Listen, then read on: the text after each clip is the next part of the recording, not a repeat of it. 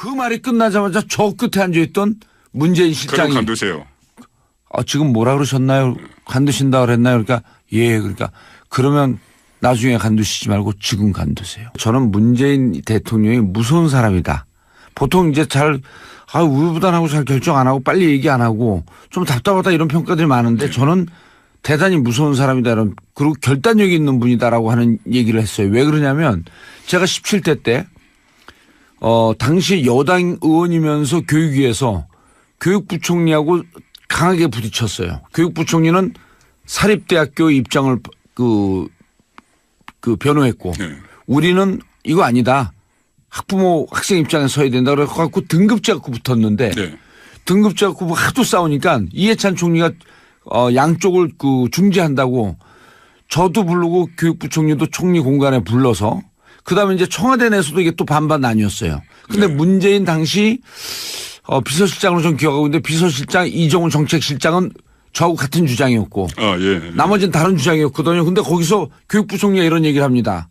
목소리 쫙 깔고 시작하자마자 이번에 제가 주장하는 이 등급제가 관철이 되지 않으면 저는 몸도 마음도 지쳐서 이제 사표를 써야 될 것 같습니다. 그 말이 끝나자마자 저 끝에 앉아있던 문재인 실장이 그럼 간두세요. 지금 뭐라 그러셨나요? 간두신다 그랬나요? 그러니까 예, 그러니까 그러면 나중에 간두시지 말고 지금 간두세요. 예. 문재인 대통령이 지난 18대 대선에서 패배하고 쓴 책 1219 끝이 시작이다. 이게 이제 문재인 대통령이 얘기를 하고 양정철 비서관이 구술하고 양정철 비서관이 정리를 한 거로 이렇게 알려져 있는데요. 거기에 이제 이런 내용을 얘기했어요. 노무현 대 박정희의 프레임은 선거를 과거에 묶어버렸다. 노무현을 넘어서는 것이 노무현을 이기는 것이 그의 마지막 부탁이라는 것을 안다. 꼭 그렇게 하겠다. 이게 결기 어린 표현인데 한 주위의 측근은 뭐라고 얘기를 하냐면 이 책을 읽어보면 너무 가혹하게 자기 자신을 평가했다. 저도 그것을 다 읽지는 않았지만은 그때 대선에서 패배하고 나서 1년 만에 나왔죠. 1년 만에 나왔는데 자기 성찰 그리고 반성 그 박근혜 정부에 대한 비판도 약간 섞었지만은 자기 성찰과 반성이 있었고 그건 내가 평소에 준비가 부족했다. 실력이 부족했다. 우선 이 부분부터 채우겠다. 그리고 다음을 기약하는 그런 내용이었죠. 그런 내용이었는데 결국 노무현 전 대통령을 이야기한 것은 저는 이렇게 받아들입니다. 조금 전에 말씀하신 부분은 노무현 전 대통령이 생전에 그런 말을 자주 했죠. 노무현의 친구 문재인이 아니고 문재인의 친구 노무현이다. 또 이렇게 하고 높이 평가했죠. 그렇죠. 그렇게 높이 평가하고 뭐라고 그러냐면은 나는 대통령감이다. 이렇게 이야기를 했어요. 왜냐? 문재인을 친구로 두고 있기 때문에. 나는 대통령감이다. 이렇게까지 이야기를 했어요. 그럼 그 말의 함의는 문재인은 당연히 대통령감이다. 그거랑 똑같은 거죠. 뭐 결과적으로는 이제 그렇게 되는 것인데 어쨌든. 저도 좀 이렇게 좀 아부성 말을 좀 할 기회를 좀 주세요. 어쨌든 그만큼 주선한 사람이고 나보다 뛰어난 사람이라는 이야기죠. 뛰어난 사람이라는 이야기인데 결국은 문재인 대통령에게 운명으로 다가온 것이 그것 때문에 노무현 전 대통령이 추구했던 사람 사는 세상 이런 것이 완수가 안 됐다고 생각하기 때문에 지금 대통령이 됐으니 그것을 완수하는 길이 노무현을 뛰어넘는 길이죠. 그런데 지금 벌써부터 언론을 보면은 어떤 인사하는 부분이나 이 청와대 직제 개편 부분이 노무현 참여정부 시절을 좀 벤치마킹하는 감이 있다 이런 이야기도 나와요. 그런데 그때 당시에 여러 가지 시도를 했죠. 건의도 없애고 여러 가지 시도를 했는데 그것이 결과적으로는 크게 성공하지 못했지만은 어쨌든 기본 틀은 맞았기 때문에 기본 방향은 맞았기 때문에 그때의 정권이 지금 연장이 되고 이어지고 있는 거로 봐도 되는 거 아니에요. 그러니까 기본 민주정부 3기라고 표현을 했기 때문에. 그렇죠. 3기라고 표현을 했죠. DJ 노무현 정부에서 3기라고 표현을 했기 때문에 그러니까 기본 방향은 맞기 때문에 그 방향으로 일단 가는 거는 옳아요. 옳지만은 그때 당시에 조금씩 실패했던 부분들 그걸 복귀하면서 다시 맞춰가는. 그렇죠. 인사 문제. 저는 인사 문제를 보는데 그때 참여정부에서 계속 비판이 나왔던 게 인사 실패. 해전문 인사였습니다. 해전문 인사. 그리고 인사는 실패했다 이런 얘기. 예, 그러니까 해전문 인사 하다 보니까 인사는 실패하는 거죠. 딱 제한된 사람만으로 그 특히 그 86 참모들 그 제한된 사람으로 인사를 하다 보니까는 실패했다. 그런 평가가 있기 때문에 기본 방향은 그대로 가더라도 그런 강론 부분에서는 뭐 반면교사를 삼을 건 삼아야죠. 그러면 그리고 저는 개인적으로 저도 이제 책을 좀 썼는데 제 책에도 묘사를 했고 방송에서도 여러 차례 얘기했는데 저는 문재인 대통령이 무서운 사람이다. 보통 이제 우유부단하고 잘 결정 안 하고 빨리 얘기 안 하고 좀 답답하다 이런 평가들이 많은데 저는 대단히 무서운 사람이다. 그리고 결단력이 있는 분이다라고 하는 얘기를 했어요. 왜 그러냐면 제가 17대 때 당시 여당 의원이면서 교육위에서 교육부총리하고 강하게 부딪혔어요. 교육부총리는 사립대학교 입장을 변호했고 우리는 이거 아니다. 학부모 학생 입장에 서야 된다 그래갖고 등급제 갖고 붙었는데 등급제 갖고 하도 싸우니까 이해찬 총리가 양쪽을 중재한다고 저도 부르고 교육부총리도 총리 공간에 불러서 그다음에 이제 청와대 내에서도 이게 또 반반 나뉘었어요. 근데 문재인 당시 비서실장으로 좀 기억하고 있는데 비서실장 이정훈 정책실장은 저하고 같은 주장이었고 나머지는 다른 주장이었거든요. 근데 거기서 교육부 총리가 이런 얘기를 합니다. 목소리 쫙 깔고 시작하자마자 이번에 제가 주장하는 이 등급제가 관철이 되지 않으면 저는 몸도 마음도 지쳐서 이제 사표를 써야 될 것 같습니다. 그 말이 끝나자마자 저 끝에 앉아있던 문재인 실장이 그럼 간두세요. 지금 뭐라 그러셨나요?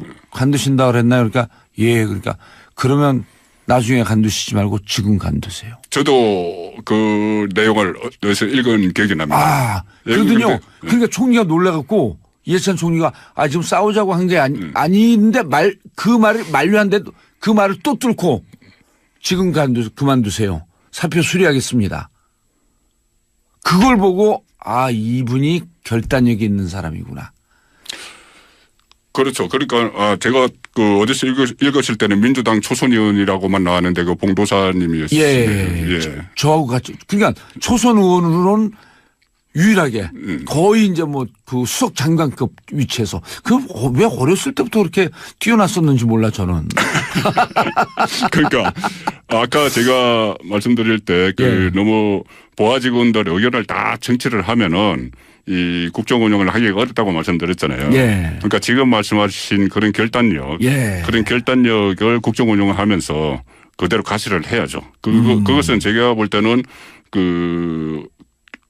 국민들 이미지상 잘 모르는 그런 부분이거든요. 모르는 부분이에요. 진짜. 그건 모르는 부분입니다. 그거 알려줘야 돼요. 토론회 할 때도 목사님이라고 그랬나요? 명칭을 붙인 게. 그렇죠. 목사님이라는 성직자. 성직자라고 붙일 정도로. 한 분은 술 취한 옆집 할배. 낮술 먹은 시골 노인. 그렇게 평가를 했고. 화난 전교 1등. 한한 전교 1등도 있었고.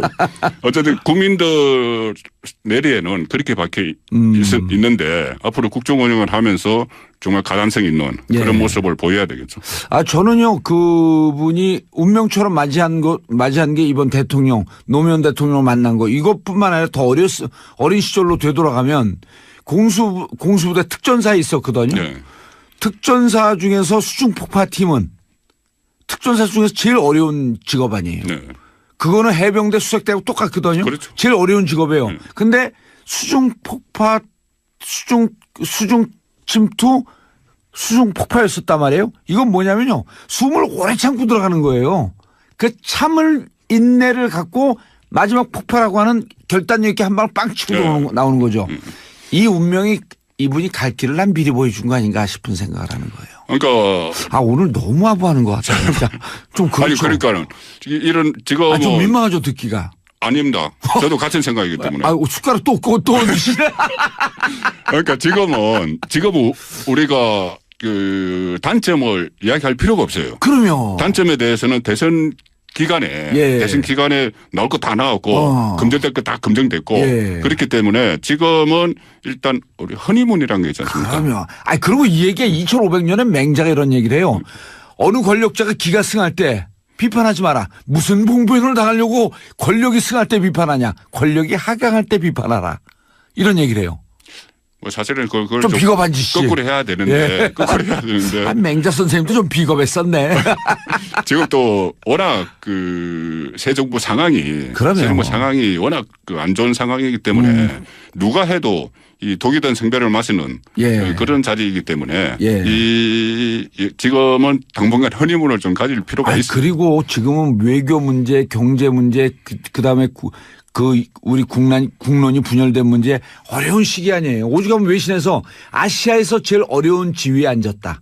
이런 네. 평가를 했잖아요. 그러니까 우리가 지금은 좀 잘해라. 국민의 칭찬은 문재인도 춤추게 한다. 그리고 숟가락 얼른 얹혀 이럴 때. 예, 그러니까요. 그 같이 지금 얹히려고 합니다.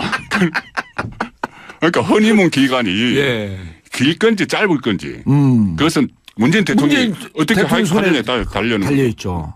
아, 우리 일단 청와대에서 부르면 어떡하지?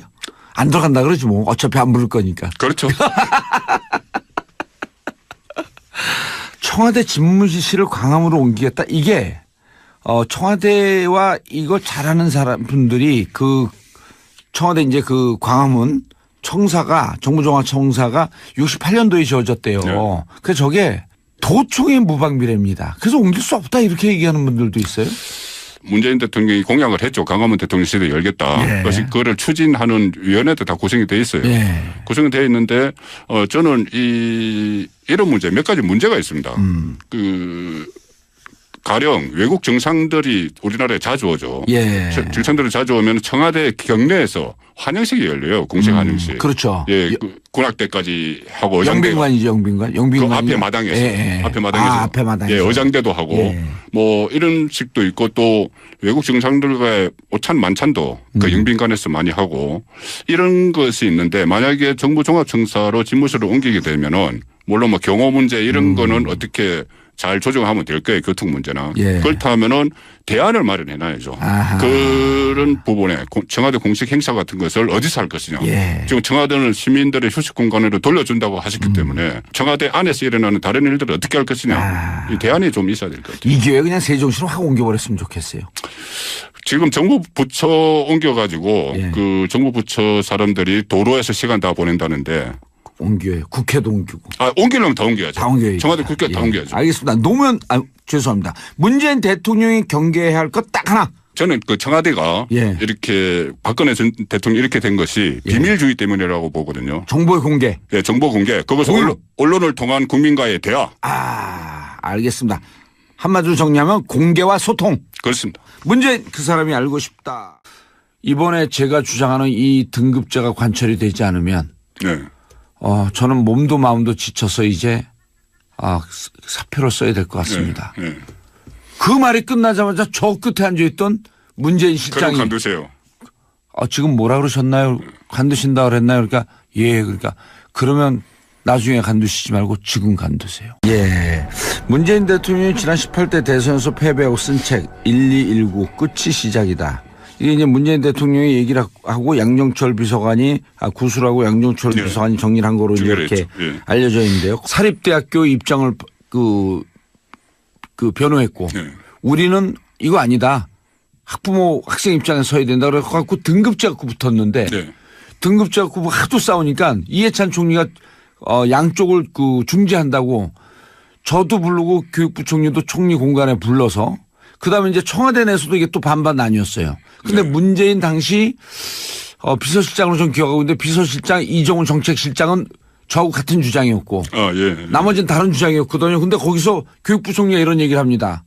목소리 쫙 깔고 시작하자마자 거기에 이제 이런 내용을 얘기했어요.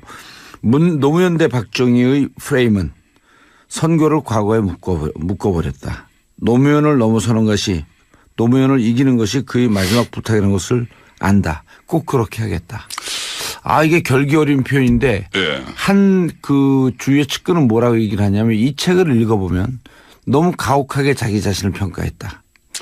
예, 저도 그것을 다 읽지는 않았지만은 예. 그때 대선에서 패배하고 나서 1년 만에 나왔죠. 예. 1년 만에 나왔는데 자기 성찰 그리고 반성 그 박근혜 정부에 대한 비판도 약간 섞었지만은 자기 성찰과 반성이 있었고 그건 내가 평소에 준비가 부족했다.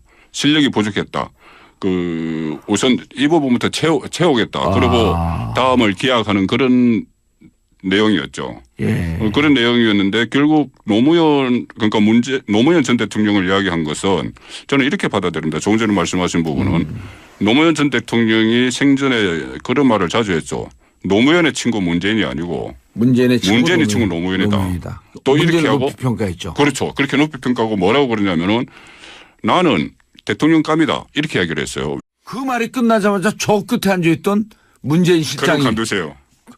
지금 뭐라 그러셨나요? 간두신다 그랬나요? 그러니까 그러니까 그러면 나중에 간두시지 말고 지금 간두세요. 저는 문재인 대통령이 무서운 사람이다. 보통 이제 우유부단하고 잘 결정 안 하고 빨리 얘기 안 하고 좀 답답하다 이런 평가들이 많은데 저는 대단히 무서운 사람이다.